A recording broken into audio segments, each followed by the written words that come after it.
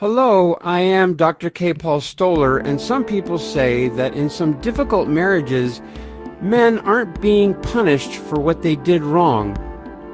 They're being punished for a life she never lived. The man she didn't choose, the fantasy that never had to grow up, the version of herself that stayed young, wanted, desired, and unburdened. And it raises an uncomfortable question: is the husband really the problem? Or is reality? In many struggling marriages, the woman isn't angry at her husband. She's angry at that fact that time is passing and doors are closing as her youth is fading and possibilities are becoming permanent trade-offs. But reality has no face. But her husband does. Her younger self is unreachable. The fantasy men of the past were never real. So the anger lands on the one man who is real, the one who stayed, the one who chose commitment over excitement. He becomes the symbol of everything that didn't happen. This is the part men struggle with the most. You cannot compete with a fantasy that never had to survive reality. The one who got away, never had to be tired, never disappointed her, never aged, and never failed. He lives in memory, not in marriage. So no amount of effort, success, reassurance, or sacrifice can fix a dissatisfaction that isn't actually about her actual mate.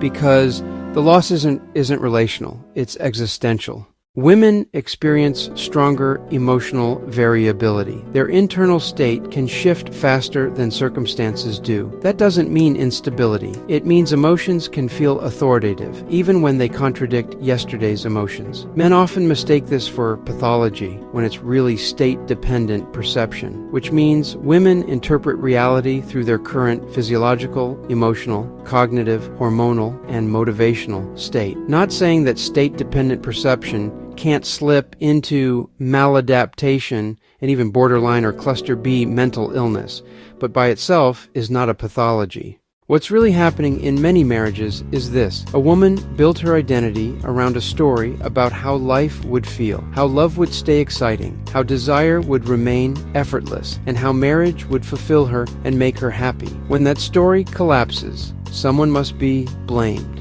Reality can't be blamed. Her past can't be confronted, and it certainly isn't her fault. So the husband becomes the stand-in, not because he failed, but because he's present. Most men respond by trying harder. They overfunction. They apologize for things they didn't cause. They try to become better, to solve a problem that isn't about performance. But dissatisfaction, rooted in unmourned fantasy, cannot be solved by effort. This isn't about men versus women. It's about who accepts reality and who keeps fighting it.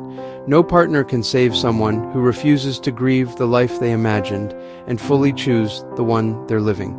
Clarity doesn't come from trying harder, it comes from seeing clearly.